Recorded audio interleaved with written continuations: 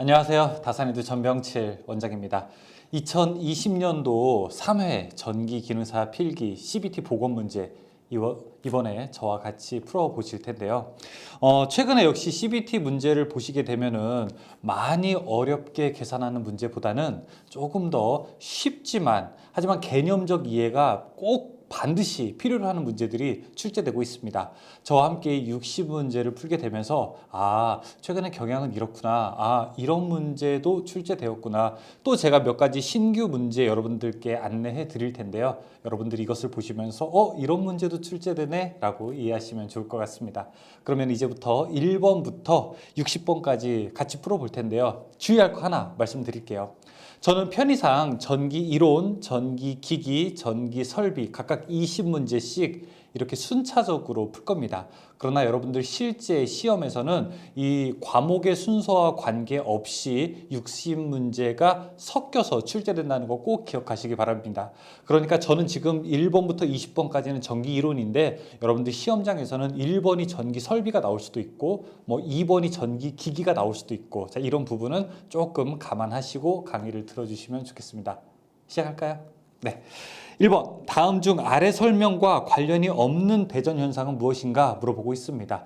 지금 대전현상을 3개 여기서 설명을 하고 있는데요. 첫 번째는 비닐 포장지를 뗄 때 발생하는 대전현상, 두 번째는 서로 다른 물체가 만났을 때 생기는 대전현상, 그리고 세 번째는 두 물체를 비볐을 때 생기는 대전현상입니다. 이 첫 번째, 두 번째, 세 번째 모두 박리, 접촉, 마찰 대전이라고 하는 것을 설명하고 있는데요. 지금 보기에는 유동 대전이라고 하는 것은 빠져 있죠. 유동 대전이라고 하는 것은 액체가 그다음에 파이프 같은 데를 통과할 때 이 전기적인 현상이 만들어지는 거니까 답은 3번이라고 할 수 있습니다. 2번, 전자 한 개의 질량은 몇 킬로그램인가 물어보고 있습니다. 자, 이번에는 한 개의 질량이 몇 킬로그램이냐고 물어보고 있습니다. 여러분, 사실 전자는 아주 가볍죠. 따라서 아주 가볍기 때문에 어쩌고 저쩌고 하면서 곱하기 10의 마이너스 아주 높은 이런 제곱이 나와야 되는 겁니다. 지금 1, 2, 3, 4 보시게 되면은 이 중에서 가장 작은 단위를 설명하는 것은 바로 2번입니다. 9.109 곱하기 10의 마이너스 31승. 자, 이것을 보셔야 됩니다. 10의 마이너스 31 제곱, 이거를 여러분들이 보시기 바라겠습니다. 답은 2번에 해당합니다. 3번, 1줄은 몇 쿨롱인가 물어보고 있습니다. 1줄이라고 하는 것은 우리가 1뉴턴미터를 이야기하는 거고, 자, 이거는 1와트 세크를 또 설명하고 있는 거죠. 1와트가 1초 동안 일을 하게 되면 이것을 우리가 1줄이라고 부르게 됩니다. 따라서 이것을 쿨롱으로 나타내게 되면은 1와트의 1초니까 이것은 바로 1쿨롬이 돼서 답은 1번이 됩니다. 4번, 다음과 같은 회로에서 흐르는 전류 I는 몇 암페어인가 물어보고 있습니다. 자, 이렇게 전원이 2개 있을 때, 2개 이상일 때는 우리가 중첩의 정리로 문제를 풀 수가 있는데, 자, 이 문제는 굳이 중첩의 정리를 가지 않아도 될 것 같아요. 지금 보시는 4V와 2V가 서로 극성의 방향이 반대이기 때문에 4에서 2를 빼주게 되면 2V만 남게 되죠. 그림으로 표현하게 되면은, 자, 이렇게 2V가 되고, 그리고 각각의 저항이 3, 3, 4ohm짜리가 있으니까 이쪽에 3, 그리고 3, 그 다음에 병렬로 4ohm이 있다, 이렇게 표시를 할 수 있습니다. 자, 이때 흐르는 전류 I 값을 물어보고 있어요. 그러면 일단 전체 저항부터 구해야 되겠죠. 전체 저항이라고 하게 되면은 저항은 이렇습니다. 자, 2개가 직렬로 돼 있는 것이 병렬로 돼 있으니까 요거 2개 합치게 되면은 몇 ohm이에요? 6ohm이 되죠. 그러면은 합분의 곱 6 플러스 4 합분의 곱 6 곱하기 4 하게 되면은 10분의 24니까 2.4ohm이 되고요. 자, 이때 흐르는 전류 I는 전체 저항 분의 공급된 전압이니까 전체 저항이 2.4고 그 다음에 전압이 2V면은, 자, 이 값 여러분들이 계산기로 계산하면 구할 수 있을 겁니다. 그대로 하게 되면은 아마 0.83A 정도 나오게 될 거예요. 자, 그런데 제가 늘 여러분들께 말씀드리죠. 만약에 이렇게 계산하는 거 있으면은 여러분들 지금 눈으로만 보지 말고 꼭 잠깐 영상 일시 정지하신 다음에 어떻게 해라? 어떻게? 직접 계산기로 한번 풀어보셔라. 아시겠죠? 지금 여러분 사실 눈으로 보는 것과 실제로 여러분들 계산기로 하는 거는 조금 달라요. 자, 다음 문제 5번. 다음과 같은 회로에서 R2에 걸리는 전압은 몇 볼트인가? 자, 이거 새롭게 출제된 문제입니다. 신규 출제 문제인데 보통 이런 경우에는 우리가 각각의 저항값을 알려주고 공급된 전압을 알려준 다음에 숫자를 끌어왔지만 이번에는 이상하게 이 식만 물어보게 되었습니다. 자, 식을 보게 되면은 첫 번째 R1, 그 다음에 R2, 그 다음에 R3 이렇게 세 개가 있게 되죠. 자, 세 개가 있는데 자, 이 중에서 지금 여기 R2의 양단에 걸리는 전압을 물어봤습니다. 저는 그냥 편의상 V2라고 한번 해볼게요. 자, 그럼 이 상태에서 전체 저항은 얼마가 됩니까? R1, R2, R3 세 개를 다 더한 것이 전체 합성 저항이 되겠죠. 자, 이때 걸리는 전압 V2라고 하는 것은요. 이게 직렬로 되어 있기 때문에 여기 흐르는 전류가 I라고 하게 되면은 I 곱하기 R2 이렇게 놓을 수 있어요. 맞습니까? 네. 자, 그럼 흐르는 전류 I는 어떻게 됩니까? 전체 저항분의 전체 전압이 되니까 R1 플러스 R2 플러스 R3 분의 공급된 전압에다가 R2. 자, 이렇게 놓을 수 있겠네요. 그렇죠? 자, 여기 뭐 분자는 서로 R2든 V든 서로 바꿔도 상관이 없으니까 자, 이 얘기는 R1 플러스 R2 플러스 R3 분의 R2의 전체 전압의 V 이렇게 계산을 해도 되겠습니다. 자, 이 값 우리가 고르면은 1, 2, 3, 4 중에 3번이 딱 답이 되겠네요. 6번. 동일한 크기의 저항 4개를 접속하여 얻어지는 경우 중에서 전체 전류가 가장 많이 흐르는 것은 무엇인가 물어보고 있습니다. 자, 이거 지금 저항 4개를 가지고 여러 가지로 접속한다고 하는 거죠. 저항이 일단 몇 개? 4개가 있습니다. 자, 이 중에서 전류가 가장 많이 흐르는 걸 찾으라고 했으니까 이거는 반대로 이야기하면은 저항이 어떻게 돼요? 가장 작은 경우는 어느 경우인가? 이걸 물어보고 있는 거죠. 우리가 여러 가지 저항을 가장 작게 합성 저항을 만들려면은 그 방법은 어떤 것이 가장 좋으냐? 모든 것을 다 병렬로 접속하는 겁니다. 따라서 모든 것을 병렬로 접속한다. 4개 다 병렬로 접속한다. 이 해답은 바로 2번이 가지고 있죠. 7번. 자, 그림과 같은 A, B 사이의 합성 저항은 얼마가 되는가 물어보고 있습니다. 지금 딱 그림 보시게 되면 여러분들이 기억에 나는 4가지 글자를 떠올리셔야 합니다. 뭐라고요? 휘트스톤 브릿지, 그렇죠? 휘트스톤.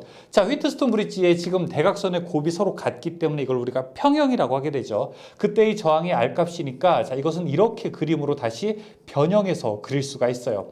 어떻게 하냐? 자, 제가 그림으로 그려보게 되면 여기가 R 이렇게 그릴 수가 있어요. 그렇죠? 자, 이거 이쪽으로 딱 다시 옮겨와서 그려볼게요. 자, 그렇게 하면은 위에도 ER, 밑에도 ER인 이런 병렬 회로가 됩니다. 이렇게요. 자, 이때 우리가 합성 저항 구하게 되면은 2개가 병렬로 되어 있기 때문에 합성 저항은 이렇게 구할 수 있죠. 2개를 합한 것 분의 2개를 곱한 것이라고 놓을 수 있죠. ER 플러스 ER 합한 것 분의 곱하기 ER 곱하기 ER 하게 되면은 자, 이거 4R 분의 어떻게 됩니까? 4R에 제곱하게 되죠. 약분할 수 있겠네요. 요렇게 약분되고 요렇게 약분되겠네요. 무엇만 남게 됩니까? R 하나만 남게 되겠네요. 그렇죠? 따라서 답은 R 하나만 남는 거 2번이 됩니다. 8번. 2옴의 저항에서 2옴의 저항에 3A의 전류가 1분간 흐를 때 이 저항에서 발생하는 열량은 어떻게 되는가 물어보고 있습니다. 여러분 지금 문제 풀다가 마지막에 무엇으로 물어보는지를 우리가 조금 생각하면서 볼 필요가 있어요. 마지막에 무엇으로 물어봤는가? 지금 문제에서는 열량이 얼마냐고 물어보고 있죠. 그리고 각각 보기에서 1, 2, 3, 4 보기에서 마지막에 칼로리로 물어보고 있기 때문에 딱 이 얘기 들으면 답 나와야 되는데. 딱 이 얘기 들으면 답 나와야 되는데. 자, 식 여러분 기억나셔야 돼요. H는 어떻게 됩니까? 0.24의 I제곱의 RT. 제가 이거를 하도 많이 강조해가지고 우리 PD님도 이걸 알아요. 그쵸? 이 공식. 봐봐요. 그쵸? 안다는 표정 벌써 짓고 있어요. 하도 많이 이야기해서 우리가 마지막에 칼로리로 물어보게 되면 0.24 뭐라고요? I제곱 RT. 그래요. 자, 이제 집어넣기만 하면 돼요. I 그 다음에 R, 그 다음에 T. 자, 0.24 넣습니다. 그 다음에 곱하기 I 값. 전류가 얼마입니까? 여기에 3A라고 했죠. 3의 제곱 곱하기 저항이 얼마라고 했냐면 2라고 했어요. 자, T. 반드시 시간 이야기할 때는 이거 뭐다? 시간이 아니라 뭐다? 초로 계산하게 된다. 여기 지금 1분이라고 했으니까 초로 하게 되면 60 이렇게 넣을 겁니다. 자, 이거 다 뭐라고요? 이럴 때는 여러분들이 잠깐 강의 일시정지 시킨 다음에 여러분 한번 계산기로 이렇게 연결 계산해 보십시오. 그러면 아마 259 칼로리가 이렇게 나올 겁니다. 답은 259, 답 3번. 9번. 서로 다른 종류의 안티몬과 비스무트의 두 금속을 접속하여 여기에 전류를 통했더니 이거 제백 아니면 펠티예요. 그렇죠? 근데 두 금속을 놓은 다음에 전류를 흘렸다고 합니다. 자, 전류를 흘렸더니 어떻게 되나 보죠. 자, 그 접점에서 열의 발생 또는 흡수가 일어난다. 그러니까 열의 변화가 일어난다는 거죠. 자, 전기 집어넣었더니 열의 변화가 일어난다. 이거 뭐라고 했어요? 냉장고 우리가 원리라고 했었죠. 근데 이것을 바로 전자냉장고, 즉 무슨 방식으로 우리가 외운다고 했습니까? 펠티의 냉장고라고 했었죠. 이 현상은 바로 펠티 법칙이죠. 열이 들어갔는데 전류의 변화가 생긴다면 그거는 제백 효과. 그렇지만 전류를 넣는데 열의 변화가 있다. 그러면 이거는 펠티의 효과라고 할 수 있습니다. 10번. 전기력선에 대한 설명으로 틀린 것은 무엇인가 물어보고 있습니다. 자, 3번에 같은 전기력선을 흡인한다? 같은 전기력선을 흡인한다? 아니죠. 같은 전기력선은 서로 반발하게 되죠. 여기 만약에 전기력선 여기 플러스 극이 있고 마이너스가 있다면 전기력선은 이렇게 하나, 이렇게 둘, 이렇게 셋, 그 다음에 밑에 하나, 둘 이렇게 가게 되죠. 서로 반발하니까 자기만의 선들을 가지고 있는 거죠. 만약에 흡인하게 되면 이거 전체적으로 그냥 한 덩어리가 되겠죠. 그렇죠? 3번이 잘못된 얘기입니다. 11번. 비유전율 2.5 유전체 내부의 전속 밀도가 곱하기 10의 마이너스 6승 되는 점에 전기장의 세기는 어떻게 되는가 물어보고 있습니다.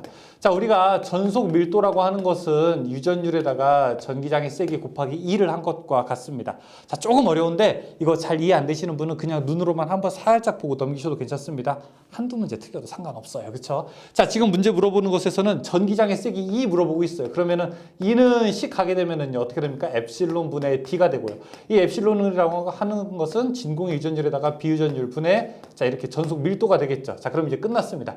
진공의 유전율 하면은 8.855 곱하기 10의 마이너스 12승 곱하기 지금 비유전율이 2.5라고 했고요. 그 다음에 전속 밀도가 2 곱하기 그 다음에 10의 마이너스 6제곱이라고 했으니까 자 계산하면은 답을 할 수 있습니다. 답 말 안 할래요. 뭔지. 여러분들이 풀어보세요. 답은 2번으로 나오게 되죠. 자, 12번. 1 마이크로패럿 콘덴서에 100V의 전압을 가할 때 충전 전하량은 어떻게 되는가 물어보고 있습니다. 자, 여기 콘덴서가 하나 있게 되고 이 콘덴서가 1 마이크로패럿이라고 하게 됩니다. 이때 공급된 전압이 100V라고 했을 때 자, 충전 전하량 Q는 어떻게 됩니까? CV 계산하게 되니까 이 C 값이 1 곱하기 10의 마이너스 6이 되고요. 그 다음에 전압이 100V가 되니까 이 공 두 개 빼서 1 곱하기 10의 마이너스 4 이렇게 되겠네요. 답은 그러면은 1번이 되죠. 13번. 두 콘덴서 C1, C2가 병렬로 접속되어 있을 때의 합성 정전 용량은 어떻게 되는가? 자, 이런 거는 그냥 무슨 문제라고 했어요? 두 글자로. 보답. 보기만 하면 답이 나오는 문제. 보기만 하면 답이 나오는 거. 두 개 콘덴서 병렬로 되어 있으면 어떻게 되어 있습니까? 두 개를 그냥 합하면 되죠. C1 플러스 C2 답은 1번. 14번. 정전 용량이 10 마이크로패럿인 콘덴서 두 개를 병렬로 했을 때 합성 정전 용량은 직렬로 했을 때보다 어떻게 되는가 물어보고 있습니다.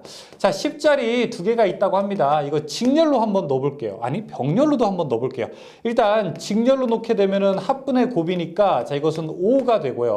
그 다음에 병렬로 놓게 되면은 이거는 두 개를 더하게 되면 되니까 자, 이 값은 20이 됩니다. 그럼 몇 배가 됩니까? 4배가 되죠. 그렇죠? 그래서 자, 문제 뒤에를 잘 읽어봐야 돼요. 이게 4배가 되는지 4분의 1이 되는지 왔다 갔다 어떤 건지 보셔야 돼요. 자, 문제는 이래요. 병렬로 했을 때의 합성 정전 용량은 병렬로 했을 때의 용량은 직렬로 했을 때의 용량보다 어떻게 되는가 이렇게 물어보고 있죠. 그러니까 여기서 여기가 어떻게 되는가? 어떻게 되긴요. 4배가 되죠. 답은 4번. 15번. 자기 회로에 기자력을 주면 자로에 자속이 흐른다. 맞아요. 자로에 자속이 흐르게 되죠. 그러나 기자력에 의해 발생되는 자속 전부가 자기 회로를 통과하는 것이 아니라 자로 이외의 부분을 통과하는 자속도 있다. 이와 같이 자기 회로 부분을 통과하는 자속을 무엇이라고 하게 되는가? 우리가 물 같은 경우 수도 파이프가 있게 되면은 이 수도 파이프에서 물이 새게 됩니다. 수도 파이프에서 물이 새게 되는 것을 무엇이라고 합니까? 바로 누수라고 이렇게 부르게 되죠. 그렇죠? 누수. 그러니까 누설된 바로 물을 우리가 누수라고 부르게 됩니다. 자기장도 똑같아요. 자속이 바로 새어나오게 되면은 이걸 우리가 누설 자속이라고 부르게 됩니다. 답은 2번에 해당합니다. 16번 자기 회로의 길이 L 그 다음에 단면적 A제곱미터 투자율 뮤일 때 자기 저항을 나타내는 것은 무엇인가 물어보고 있습니다. 자기 저항이라고 하는 것은 어떻게 돼요? 자로에서 자속의 흐름을 얼마 정도 방해하게 되는가 이러고 있습니다. 다 투자율과 면적에는 우리가 곱에 반비례하게 되고요. 그 다음에 길이에는 비례하게 됩니다. 단위는 뭐가 될까요? 암페어, 턴, 퍼, 자, 웨버 이렇게 놓을 수가 있죠. 답은 4번이 됩니다.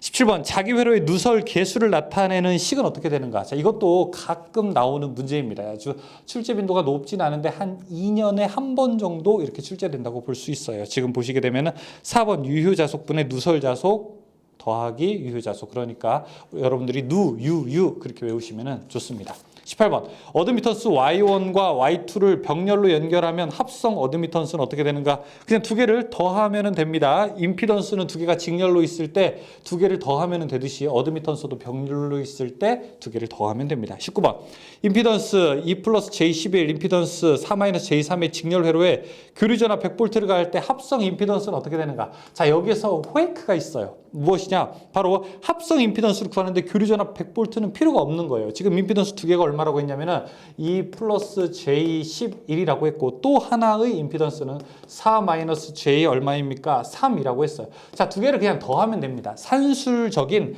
두 개의 합을 구하면 됩니다. 여기 4에다가 2 더하게 되면 6이죠.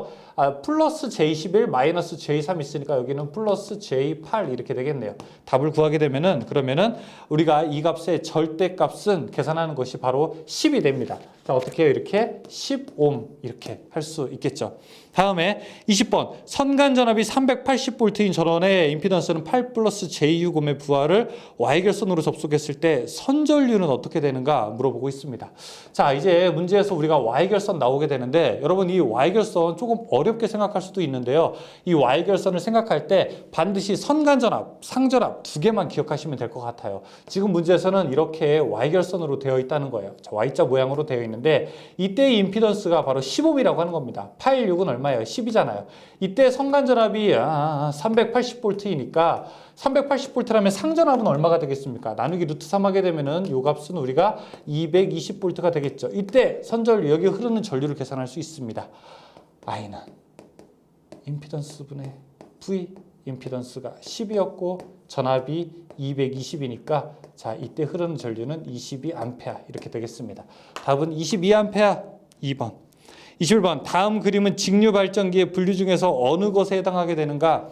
아마추어 그러니까 전기자와 직렬로 연결되어 있는 계좌도 있고 그 옆에 병렬로 연결되어 있는 계좌도 있죠. 자, 이 그림에서는 직렬도 있고 병렬도 이야기되어 있으니까 두 개를 합친 거 뭐라고 하죠? 복권이라고 부르게 되죠.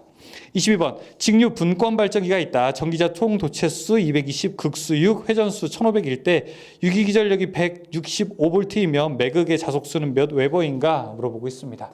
자, 22번 우리가 직류 발전기에서의 유기기전력식 해보겠습니다. 자, 이는 이것도 저랑 공부하신 분들은 입에 딱 하고서 달라붙어서 나와야 되는데 뭐죠? 이는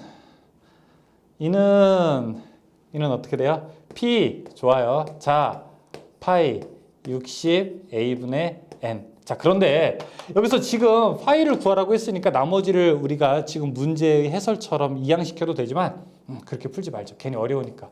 지금 전압이 165라고 했어요. 자, 이 중에서 극수가 몇 극이라고 했냐면 6극이고 총 도체수가 220이라고 했어요. 6 곱하기 220, 그 다음에 자속을 몰라요. 그 다음에 60에다가 A인데 팍권이니까 곱하기 2가 되고요. 그 다음에 속도가 1500이라고 했습니다. 그러면은 자, 여기에다가 어떤 수, 파이를 넣었을 때 165가 나오는 거 하나만 보기에서 찾을 수가 있겠죠. 그렇죠. 딱 1번으로 보면은 나올 겁니다. 여러분 1, 2, 3, 4 하나씩 대입해 보세요. 그럼 0.01 대입했을 때 값이 나오게 될 겁니다. 23번 전격 속도로 회전하고 있는 무부하의 분권 발전기가 있다. 계좌 저항 40옴, 계좌 전류 3A, 전기자 저항이 2옴일 때 유기기전력은 어떻게 되는가? 이거 어쩔 수 없이 그림을 한번 그려야 됩니다. 즉 분권 우리가 지금 발전기죠. 분권 발전기의 그림을 하나 그려야 됩니다. 분권 발전기는 이렇게 그릴 수 있어요. 여기다가 계자 그리고요. 그 다음에 이쪽에다가 전기자 그리고 그 다음에 전기자 저항 이렇게 그릴 수가 있겠죠. 지금 발전기인데 계자 저항이 40옴. 자, 이쪽에 있는 저항이 40옴이고 그 다음에 계자에 흐르는 전류가 3A이고 그 다음에 전기자 저항이 자 2옴이라고 해요. 그때 유기기 전력 처음에 만든 값이 얼마인가 이거 물어보고 있습니다. 자, 처음에 만든 값이 얼마냐? 여기 지금 40 곱하기 3 하게 되면 이 양단에 걸리는 전압은 120V라고 하는 거 알 수 있죠. 그러면 여기 무브하니까 이쪽엔 전류가 안 흐른다는 얘기고 여기 흐르는 전류는 3A라고 하는 거 알 수 있죠. 3, 2 하게 되면 여기 6V라고 하는 거 알 수 있죠. 그러니까 어떤 전압을 처음에 만들었길래 중간에 6V가 깎이더라도 120V가 걸리게 되느냐. 즉 여러분들이 처음에 월급이 얼마였길래 중간에 세금을 6만 원 띄면은 마지막에 실수령액이 120이 되느냐. 얼마예요? 120 더하기 6 하게 되면은 처음에 만든 전압은 126V죠. 자, 지금 해설과 같이 여러분들이 식으로도 전기에서 풀 수 있는데 저는 여러분 이 식 외우는 거 별로 권장하지 않습니다. 오히려 이렇게 그림으로 그리시는 것이 훨씬 더 여러분들이 이해하시기 쉬우실 겁니다. 24번 100V 10A 전기자 저항 1옴 회전수 1800인 전동기 역기 전력은 얼마입니까? 역시 똑같은 방식으로 이 문제 풀 수 있겠죠. 전동기니까 여기에 어떤 모터가 있다고 하는 거예요. 처음에 공급된 전압, 내가 들여보낸 전압이 100V에다가 그 다음에 1A라고 합니다. 이때 여기에 전기자 저항이 1옴이라고 해요. 그러면 역기 전력 얘한테 걸린 전압이 얼마이겠습니까? 내가 100을 줬는데 중간에 깎아먹은 거 1 곱하기 1 하게 되면 V는 IR이니까 V는 IR 해서 깎아먹은 전압이 1V. 그러면은 1V가 아닌데 이 10A죠. 10A. 10V. 그러면은 여기에 걸린 전압은 얼마가 돼요? 맞아요. 90V가 되겠죠. 100에서 10을 빼면은 90. 25번. 건수비 2, 2차 전압 100, 2차 전류 5A, 2차 임피던스 25옴인 변압기의 1차 환산 전압 및 1차 환산 임피던스가 얼마큼이냐? 이것도 여러분들 실제로 시험장에서 만약에 시간이 모자란다면 조금 좀 나중에 풀거나 어쨌든 마지막에 풀 수 있는 문제로 좀 두었으면 좋겠습니다. 지금 권수비가 2대1이라고 해요. 2대1 이렇게 이야기합니다. 2대1이라고 하는 것은 권수비가 2라는 건 2대1이죠. 자, 1차에서 2V면은 2차에서는 1V라는 뜻이에요. 지금 1차에서 얼마를 줬길래 2차 전압이 100V라고 합니다. 그러면은 1차 전압은 얼마라는 겁니까? 2대1이 어떻게 해야지 100V가 돼요? 여기가 몇 V였길래? 그럼 200V겠죠. 그쵸? 200V에서 100V로 가겠죠. 처음에는 기억은 200V입니다. 자, 그때 그 다음에 2차 임피던스 여기가 20옴이라고 해요. 그러면 1차가 얼마입니까?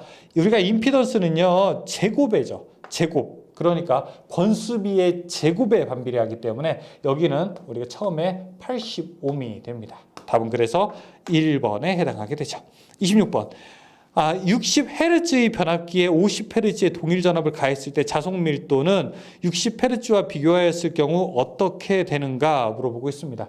자, 이거 우리가 유기기 전력 E는 4.44 F 파이 그 다음에 자속 파이 M 이렇게 놓을 수 있는데 지금 전압은 일정하다는 거예요. 동일한 전압이에요. 따라서 일정하는 경우고 만약에 이게 어떻게 된다는 겁니까? 60Hz를 50Hz로 그러니까 6분의 5로 바꿨다면 자속은 어떻게 됩니까? 그러면 5분의 6 여기는 증가해야 되겠죠. 따라서 여기는 감소하게 되면 증가하게 된다. 감소하면 증가. 2번이 되겠습니다. 27번. 부호일지 계전기의 설치 위치로 가장 적당한 것. 여러분 지금까지 부호일지 계전기라고 하게 되면은 주 탱크와 어떻게 됩니까? 콘서베이터 사이 이렇게만 외웠을 거예요. 그런데 이번에 새롭게 나왔습니다. 주 탱크와 콘서베이터 사이가 아니라 주 탱크와 콘서베이터를 이으는 그 파이프 사이. 자, 이 파이프라는 말을 꼭 기억해 주시기 바라겠습니다. 하나가 더 이번에 추가가 됐습니다. 28번. 몰드 변압기의 냉각 방식으로서 변압기 본체가 공기에 의하여 자연적으로 냉각이 되도록 한 방식이며 작은 용량에서 사용하는 것은 무엇입니까? 우리가 변압기를 냉각하는 방식은 여러 가지가 있죠. 그냥 건식이 있고 그 다음에 뭐 밀폐식이 있고 그 다음에 뭐 풍냉식, 잔행식 이런 것들이 있는데 주로 우리가 변압기가 몰드 변압기인 경우에는 건식 잔행이냐, 건식 풍냉이냐, 밀폐 잔행이냐, 밀폐 풍냉이냐 이렇게 놓을 수 있습니다. 근데 그 중에서 용량이 가장 작은 단위는 바로 1번 건식 잔행식이 됩니다. 29번. 변압기 결선 방식 중에서 3상에서 6상으로 변환할 수 없는 것은 무엇인가 물어보고 있죠. 3상에서 6상으로 변환할 수 있는 것은 환상, 이중, 삼각, 포크 결선 다 맞는데 4번의 우드 브릿지 결선이라고 하는 것은 우리가 3상에서 이걸 2상으로 변환하는 방식입니다. 우드 브릿지 결선과 함께 스콧 결선, 그 다음에 T 결선 뭐 이런 것들이 바로 3상을 2상으로 바꿀 수 있는 방법에 해당합니다. 30번. 코일 주위에 전기적 특성이 큰 에폭시 수지를 고진공으로 침투시키고 다시 그 주위를 기계적 강도가 큰 에폭시 수지로 몰딩한 변압기를 무엇이라고 합니까? 마지막에 몰딩이라고 나와 있죠. 자, 이 변압기 우리가 몰드 변압기라고 부르게 됩니다. 따라서 답은 3번이 되죠. 자, 30번까지 풀어봤는데요. 칠판 끝에가 돼서 다시 한번 지웠다가 앞에서부터 풀어보도록 하겠습니다. 2분 휴식. 자, 31번부터 문제 이어서 풀도록 하겠습니다. 앞에서 계산하는 문제도 조금 나왔었는데 여러분 실제로 보시게 되면 많이 어렵지는 않아요. 말만 제가 이렇게 한다고요? 맨날 너는 쉽지? 너는 쉬운데 우리는 어려워 이렇게 말씀하시잖아요. 자, 하지만 여러분 할 수 있습니다. 예, 계속 제가 늘 말씀드리는 게 공부에는 왕도가 없다고 하지만 그렇다 하더라도 여러분들이 이거를 한 번 보는 것과 두 번 보는 건 좀 달라요. 그래서 지금 제가 앞에서부터 이렇게 쭉 이야기하는 것을 그냥 한 번만 눈으로 여러분 보시는 것과 조금 쉬었다가 아니면 커피 한잔 하시고서 또 두 번 보시는 거는 좀 다릅니다. 대신에 제가 여러분들께 좀 부탁드리고 싶은 것은 이것을 영상을 보는 동안 공부하는 동안은 여러분들이 얼마만큼의 시간을 학습에 할애하느냐도 중요하지만 여러분들이 얼마나 집중력 있는 환경을 만드느냐도 또 중요합니다. 그래서 조금 우리가 특히 일하시는 분들은 힘들 수도 있지만 가급적 완벽하게 집중된 환경을 조성하고서 이 강의를 처음부터 끝까지 봐주십시오.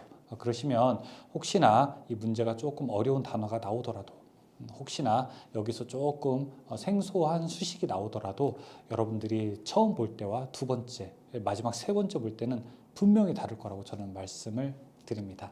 네, 할 수 있어요. 화이팅!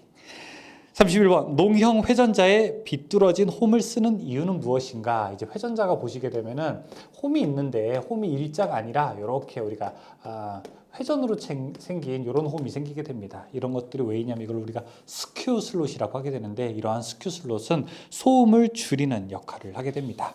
32번. 동기속도 1800rpm 주파수 60Hz인 동기발전기의 극수는 어떻게 되는가 물어보고 있습니다. 우리가 동기속도라고 하는 것은 이렇게 했었죠. NS는 어떻게 됩니까? P분의 120F다라고 했었어요. 근데 이 중에서 우리가 꼭 하나 알고 있어야 되는 것은 바로 사극 60Hz일 때이죠. 자, 여기가 극수가 4이고 그 다음에 주파수가 만약에 60이 되게 되면은 이 값은 그냥 1800이 나오고 이것 하나 정도는 우리가 꼭 암기하고 있자 그랬어요. 왜냐하면 우리가 가장 일상적으로 많이 나오는 것이기 때문에 60Hz 사극일 때는 1800, 1860Hz일 때는 사극, 1800 사극일 때는 60Hz 이렇게 세 개의 관계를 우리가 알아둬야 되고 이번 문제에서 역시 이렇게 극수가 나왔잖아요. 이럴 때는 우리가 쉽게 사극이라고 대답을 할 수가 있겠죠. 33번. 직류 발전기에서 자기 저항이 가장 큰 곳은 어디가 되는가 물어보고 있습니다. 자, 우리가 자기 저항이라고 하죠.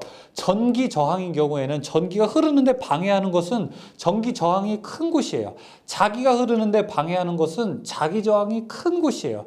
어떻게 해야지 자기 저항이 크게 되느냐? 자기 저항이 큰 것은 바로 공기 중의 사이. 공기 중일 때는 자기장의 힘이 전달하기가 어려운 겁니다. 그걸 우리가 에어캡이라고 해서 공극이라고 하게 됩니다. 이거 그림으로도 나올 수 있습니다. 자, 이거 신규 출제 문제인데 공극, 에어캡, 그 다음에 그림으로도 나올 수 있어요. 여기 뭐 이렇게 전기자가 나오고 자 이렇게 뭐 계좌 같은 게 나와서 요 사이가 가장 자기 저항이 크다 이런 문제도 나올 수 있으니까 여러분들 꼭 기억하십시오. 공극입니다. 34번. 주파수가 60Hz인 삼상 사극의 유도전동기가 있다. 슬립이 10%일 때 이 전동기의 회전수는 어떻게 되는가 물어보고 있어요. 자, 이런 문제가 이번에 유독 많이 출제됐습니다. 이번에 3회 때 유독 이 속도를 구하는 것이 많이 출제가 됐는데 자, 이거 여러분들 속도는 어떻게 됩니까? 이렇게 계산할 수 있겠죠. 1 빼기 슬립에다가 동기 속도를 계산하는 거죠. 그럼 동기 속도는 어떻게 계산합니까? 1 빼기 슬립에다가 P분의 120F 이렇게 계산할 수가 있겠죠. 자, 그런데 지금 문제에서 3상 4극이라고 했으니까 이 동기 속도가 1800이라고 하는 걸 알 수 있고 슬립이 10%라고 하는 거니까 자, 이 식 N은 이렇게 됩니다. 1 빼기 슬립이 10%니까 0.1 곱하기 자, 여기가 1800. 그럼 1800 곱하기 0.9 하게 되면은 한 1710 정도 나오게 될 거예요. 아니에요. 1620 정도 나오게 될 겁니다. 답은 그래서 2번이 될 겁니다. 35번 동기발전기의 병렬 운전에서 갖지 않아도 되는 것은 무엇입니까? 동기발전기를 병렬 운전한다고 합니다. 이렇게 한 대가 있고 제너레이터 1, 그 다음에 또 한 대가 있고 제너레이터 2. 자, 이렇게 병렬 운전하게 될 때 같이 갖춰야 될 조건들이 여러 가지가 있어요. 뭐 같아야 되나요? 말로 한번 해볼까요? 교류 발전기이기 때문에 첫 번째 주파수 같아야 되죠. 위상 같아야 되죠. 전압 같아야 되죠. 그 다음에 뭐 상 순서 이런 거 같아야 됩니다. 그런데 달라도 되는 거 있다고 했었어요. 그것은 바로 용량 혹은 전류 이렇게 이야기하는 겁니다. 답은 용량 혹은 전류, 답 3번이죠. 36번 동기발전기의 병렬운전 중에 위상차가 생기면 만약에 둘에 전압차가 생긴다. 자, 이쪽에 100V인데 이쪽에 90이다라고 하면 이렇게 흐르는 전류, 이 전류를 우리가 무효, 효과는 없는데 돌기만 한다고 해서 무효 순환 전류라고 하게 되죠. 자, 그런데 둘의 위상차가 다르다라고 하게 되면은 위상차가 다를 때는 이때는 자, 우리가 유효 순환 전류, 유효 순환 전류는 바로 동기화 전류라고 하게 됩니다. 동기화 전류가 흐른다라고 대답을 할 수가 있죠. 답은 4번입니다. 37번 단락비가 1.25인 발전기의 퍼센트 동기 임피던스는 얼마큼이 되는가 물어보고 있습니다. 퍼센트 동기 임피던스라고 하는 것은 우리가 단락비 분의 100 이렇게 계산할 수가 있어요. 지금 단락비가 1.25라고 했으니까 100 나누기 1.25 하게 되면 됩니다.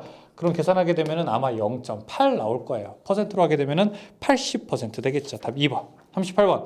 동기전동기의 용도가 아닌 것은 무엇인가? 크레인, 분쇄기, 송풍기 일정한 속도로 원할 때는 우리가 동기전동기를 일반적으로 사용하게 됩니다. 하지만 4번의 크레인 같은 경우 이런 것들은 우리가 보통 3상 유도 전동기를 사용하는 것이 일반적입니다. 자, 그런데 여기에 나오는 거 이 1, 2, 3, 4에 나오는 거는 제가 현장이랑 여러분 조금 다를 수 있다는 것을 좀 양해 말씀을 드릴게요.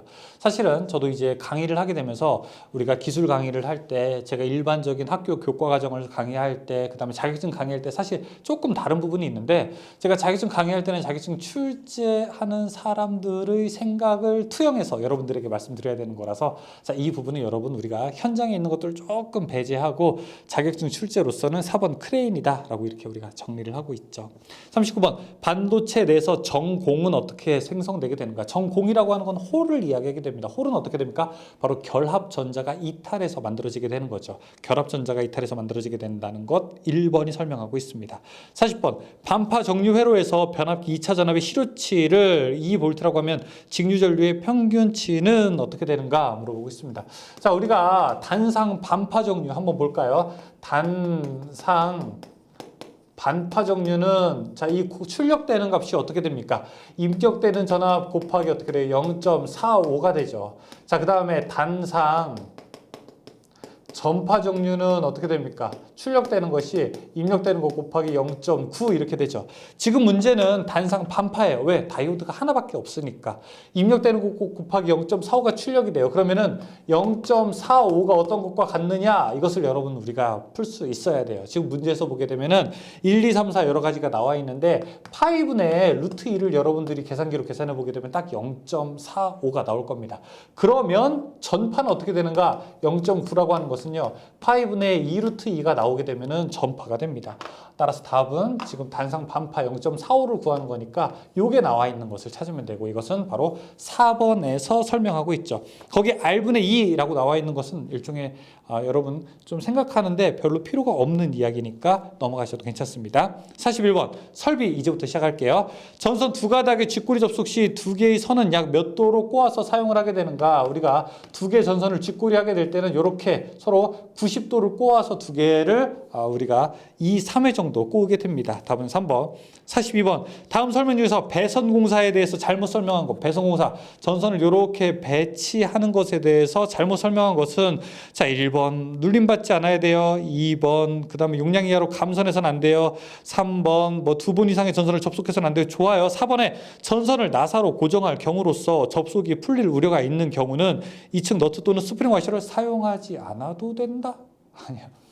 사용하지 않아도 된다. 스프링 와셔를 사용하라고. 진동 등 헐거워질 염려가 있는 곳에서는 우리가 스프링 와셔를 사용해야 한다고 이렇게 배웠었죠. 답은 4번에 해당합니다. 43번.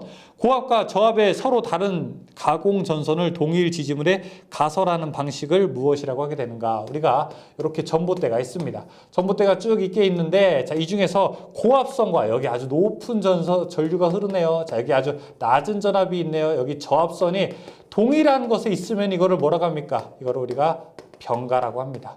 병가. 자, 그 다음에 여기 고전압선과 통신선이 같이 있다. 이걸 우리가 공가라고 부르게 됩니다. 자, 따라서 여기서는 지금 서로 다른 전압일 때를 동일 지지물에 넣는 것을 설명하고 있기 때문에 답 병가라고 대답을 해야 되고 답은 3번이 설명하고 있죠. 44번. 전로에 지락이 생겼을 경우에 부하기기, 금속재, 외함 등에 발생하는 고장전압 또는 지락전류를 검출하는 부분과 차단기 부분을 조합하여 자동적으로 전로를 차단하는 장치를 무엇이라고 하게 되는가? 누전 차단 장치죠. 누전 차단기가 바로 이러한 역할을 하는 기기를 설명하고 있는 것이죠. ELP라고도 합니다. 답은 1번. 45번. 애자 사용 공사를 건조한 장소에 시설하고자 한다. 사용 전압이 400V 미만일 때 전선과 조영제는 어떻게 하여야 하는가 물어보고 있습니다. 자, 일단 45번. 전선과 전선 상호간은 무조건 6cm 이상 이격을 해야 됩니다. 그리고 전선과 조영제의 경우에는 400V가 안 될 때는 2.5, 400V가 넘을 때는 4.5 이상 이격해야 되겠죠. 지금은 400V가 안 될 때니까 1번을 설명하고 있습니다. 46번.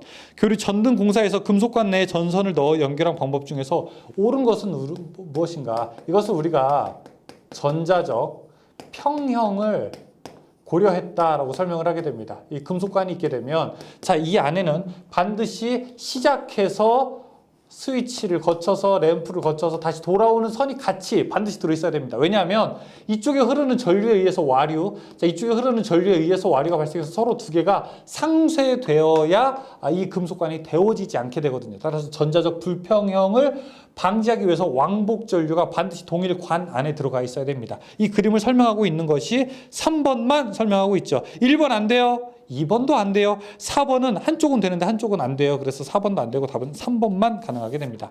47번. 다음 중 금속관 공사의 공구 사용에 대해서 잘못 설명한 것은 무엇인가? 금속관 공사를 하게 되는 여러 가지 공구가 있는데 1번 쇠톱, 금속관을 자를 수 있습니다. 2번 리머, 절단면 안쪽을 다듬게 됩니다. 3번에 노가웃 펀치, 구멍 뚫는 거죠. 우리가 철판이나 아니면 제어함에다가 구멍을 뚫는 공구인데 이걸 가지고 나사산을 냈다? 나사산은 뭐예요? 맞아요. 오스터 가지고 내는 거죠. 오스터 여러분 참 본 적 없으신 분은 유튜브에서 채널 전병칠에 오스터가 어떻게 사용되는지 제가 그걸 올려놓은 게 있습니다. 그래서 오스터 전병칠 이렇게 한번 쳐보시면은 제 영상에 오스터 보실 수 있으니까 여러분 요거 뭐야 도대체 오스터가 이렇게 자꾸 아이씨 공부하는데 한 번도 못 보고 어떻게 사용하는 건지 이 계속 책으로만 하니까 너무 힘들네 라고 생각하시는 분은 차 한잔 마시는 시간에 보시면은 이해가 금방 되실 겁니다. 4번에 파이프 밴더를 이용하여 관을 구부렸다. 맞습니다. 48번. 합성수지 관이 금속관과 비교하여 장점으로 볼 수 없는 것은 합성수지관은 쉽게 말해서 뭐예요? 플라스틱이잖아요. 플라스틱 관이 금속관과 비교했을 때 장점은 뭐 있습니까? 그냥 비교해봐요. 장점 뭐 있어요? 가볍고 싸고 만지기 쉽고 뭐 이런 거잖아요. 그렇죠? 그 다음에 이 플라스틱으로 되어 있으니까 감전의 우려도 적고 거기 있는 거 다예요. 그렇죠? 하지만 이번에 온도 변화에 따른 신축 작용이 크다. 이 온도가 만약에 움직이게 되면 플라스틱이 어떻습니까? 쉽게 흐물흐물거리고 쉽게 늘어나게 되잖아요. 그렇죠? 그러니까 이거는 단점에 해당되겠죠. 1번, 3번, 4번은 다 장점에 해당되지만 2번은 단점에 해당되는 겁니다. 49번. 다음 중 600V VCT 케이블의 공칭 단면적이 아닌 것은 자, 밑에 이거는 해설을 좀 보시는 것이 여러분 좋을 것 같아요. 0.75, 그 다음에 1.25, 뭐 2, 3.5, 5.5 쭉 가게 되는데 4번 32mm는 없습니다. 50번 터널, 갱도, 기타 이와 유사한 장소에서 사람이 상시 통행하는 터널 내의 배선 방법으로 적절하지 않은 것은 무엇인가? 애, 금, 합, 각, 해 이렇게 해야 되는데 50번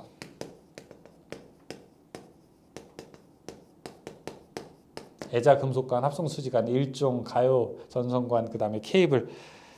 외우지 말까요? 어렵죠. 그냥 넘어가셔도 괜찮습니다. 자, 여기 터널이라고 생각하세요. 터널, 갱도 어때요? 어둡고 습하고 그 다음에 터널, 갱도. 여러분 왜 우리 석탄 캐는 곳 이렇게 하게 되면 높이가 어때요? 아주 높은 게 아니라 조금 낮잖아요, 그렇죠? 그러니까 접촉의 우려가 있게 되죠. 다른 데는 다 괜찮은데 일본의 라이팅 덕트. 라이팅 덕트 같은 경우에는 이 도전부가 노출돼 있다고요. 그러니까 전기가 통하는 부분이 마음만 먹으면 손에 닿을 수 있다고요. 이런 곳이 노출돼 있거나 아니면은 습한 곳이기 때문에 위험하게 되죠. 일본의 라이팅 덕트는 안 됩니다. 51번 전기 울타리용 전원장치에 공급하는 전로의 사용전압은 최대 몇 볼트가 되는가? 220볼트만 가능합니다. 그것도 1차 측에만요. 그래서 250볼트로 제한하게 되면 딱 220까지만 쓸 수 있게 됩니다. 52번 간선에 접속하는 전동기가 10, 20, 50A를 사용할 때 전선의 굵기는 어떻게 되는가 물어보고 있습니다. 자, 여기 이렇게 쭉 전기가 오게 되고 여기 10A를 사용하는 모터, 그 다음에 20A를 사용하는 모터, 그 다음에 여기 50A를 사용하는 모터가 있다고 해볼게요. 이때 간선에서의 허용 전류. 자, 여기에는 총 원래 10, 20, 50 하게 되면 80A가 흐르게 되죠. 그러면은 여기 사용하는 전선은 한숨 쉬고 50A가 안 될 때는 1.25배 이상, 50A가 넘을 때는 1.1배 이상이어야 되겠죠. 따라서 50A가 넘으니까 1.1배 이상이어서 여기는 88A가 됩니다. 이게 간선의 허용전류죠. 만약에 여기가 한 30 정도 된다라고 하게 되면 30 곱하기 1.25가 돼야 돼요. 왜냐? 다시 한번 설명드릴게요. 50A가 안 될 때는 곱하기 1.25를 하게 되고요. 그 다음에 50A가 넘을 때는 어떻게 돼요? 곱하기 1.1배를 하게 되는 겁니다. 답은 88. 53번 저압 2조의 전선을 설치할 때 크로스암의 표준 길이는 어떻게 되는가? 이 완금의 길이를 설명하고 있는 거예요. 이 밑에 이 해설의 표를 보시게 되면은 2조인지 3조인지 특고압인지 고압인지 저압인지에 따라서 다르게 됩니다. 보통 지금까지 문제는 고압일 때 3조, 즉 1800짜리를 설명하고 있었는데 특이하게 이번에는 2조일 때도 또 시험 문제 나왔습니다. 2조일 때는 저압일 때는 900까지 사용할 수 있습니다. 답은 1번. 54번 전주의 버팀 강도를 보강하기 위해 3가닥 이상의 소선을 꼬아 만든 아연도금된 철선을 무엇이라고 하게 되는가 물어보고 있습니다. 이 전주가 쓰러지지 말라고 이렇게 지지하는 선, 지선입니다. 답은 지선. 55번 480V 가공 인입선이 철도를 횡단할 때 레일면상의 최저 높이는 철도 이야기 나오면은 그냥 6.5m입니다. 죄송합니다. 이거는 방법이 없어요. 철도는 그냥 딱 6.5만 기억하시면 됩니다. 56번 전등 한 개를 2개소에서 전멸하고자 할 때 옳은 배선은 무엇인가? 우리가 자 이런 경우에는 3로 스위치가 들어가야 되는 거죠. S3로 스위치 여기 하나 있고 자 여기도 S3로 스위치 하나 있고 그 다음에 여기 전원선이 들어가게 된다면 3로 스위치는 3가닥 전원은 2가닥이니까 셋 조합으로 되어 있는 것. 답은 4번이 됩니다. 57번 어느 수용가의 설비 용량이 1, 2, 3, 4kW인 부하 설비가 있다. 자 이때 수용률이 60% 최고 전기를 많이 쓸 때 60% 쓴다는 거예요. 자 이때 최대 수용 전력은 얼마큼이 되는가 물어보고 있습니다. 자 최고 전기를 많이 쓸 때 총 10이었는데 최고 전기를 많이 쓸 때 60%까지 쓴대요. 이 얘기는 뭐예요? 6kW까지 사용한다는 거죠. 답은 6kW 2번입니다. 58번 저압으로 수전하는 3상 4선식에서는 단상 접속 부하로 계산하여 설비 불평형률이 몇 % 이하로 하는 것을 원칙으로 하게 되는가? 실무 얘기 조금 하겠습니다. 자, 3상 4선식 선로가 이렇게 있습니다. 4가닥이에요. 자, 옆에 단상으로 사용하게 되려면은 여기가 N이라고 하게 되면 어떤 거는 TN, 어떤 거는 RN, 어떤 거는 SN 이렇게 가야 되겠죠. 근데 계속 SN에서만 뽑게 되면은 이 S가 전기 많이 흘러가게 되면은 불평형 상태가 되는 거죠. 오늘 엄마한테 엄마 용돈 10,000원만 했으면 내일도 아빠 용돈 10,000원만 해야지. 계속 엄마한테만 용돈 10,000원만 하게 되면은 불평형이죠. 한쪽만 전류가 많이 소비되는 거죠. 따라서 지금과 같은 경우에는 우리가 불평형이라고 하게 되고 이 불평형류를 고치게 되려면 얼마나 이 불평형이 정도가 벗어났는지를 알아야 되는데 이걸 우리가 불평형률이라고 부르게 됩니다. 설비 불평형률은 지금 3상 4선식이라고 불렀는데 3상 4선식에서는 30% 안쪽이 돼야 됩니다. 그 다음에 단상 3선식에서는 40% 안쪽이 돼야 되죠. 58번의 답은 3번이 됩니다. 59번 전동기에 과전류가 흘렀을 때 이를 차단하여 전동기가 손상되는 것을 방지하는 것. 여러분 이제 만약에 기능사 실기 가게 되면은 기능사 실기에서 이렇게 전동기를 돌릴 때 이 앞에서 전류가 얼마나 흐르고 있나 이렇게 감시하는 게 있을 건데요. Electrical Overcurrent Relay라고 해서 이걸 우리가 EOCR 즉 전자식 과전류 개전기라고 하는 것이 반드시 있어야 됩니다. EOCR 답은 3번입니다. 60번 60 칸델라의 점광원으로부터 2m의 거리에서 그 방향과 직각인 면과 30도 기울어진 평면 위에 조도는 어떻게 되는가 물어보고 있습니다. 자, 이것을 우리가 거리 역제곱의 법칙이라고 하게 되는데 거리의 제곱분의 i분의 코사인 세타 이렇게 계산할 수 있습니다. 지금 거리가 얼마라고 했냐면은 2m라고 했고 자, 그다음에 조도가 60 광원이 60이 됩니다. 그러니까 2의 제곱분의 60 곱하기 광도가 60이고 그 다음에 코사인 뭐예요? 30이죠. 코사인 30 이렇게 계산할 수 있습니다. 계산기를 한번 해보세요. 13 룩스 이렇게 나올 겁니다. 131이 아닙니다. LX라고 하는 표기입니다. 자, 이렇게 해서 우리가 60문제 풀어봤습니다. 자, 저와 함께 2020년도 3회 문제 이제 한번 60개 쭉 풀어봤는데요. 여기서 새롭게 출제된 문제가 한 4문제에서 5문제 정도 여러분 있게 됩니다. 제가 아까 강의에서 신규 출제 문제다라고 이렇게 설명드린 것들이 여러분들 꼭 알아야 되지만 새로 출제된 문제이기 때문에 정확하게 잘 보셔야 되고요. 그리고 제가 이 중간 쉬는 시간 때 말씀드렸던 것처럼 한 번만 보게 되면은 조금 골치 아프고 그 다음에 이쁘지도 않아요. 그런데 우리가 어떤 시 구절처럼 자주 보면 예쁘고 오래 보면 예쁘고 자세히 보면 예쁘듯이 여러분들이 이걸 2번, 3번 또 반복해서 보시게 되면은 처음에는 눈에 안 들어오셨던 그 내용들도 아마 여러분들 눈과 귀에 쏙 들어오게 될 겁니다. 즐거운 시간 되시길 바라고 저는 또 다음 영상에서 찾아뵙겠습니다. 여러분 시험에 좋은 결과 있으시길 바랄게요. 인사드리겠습니다. 감사합니다.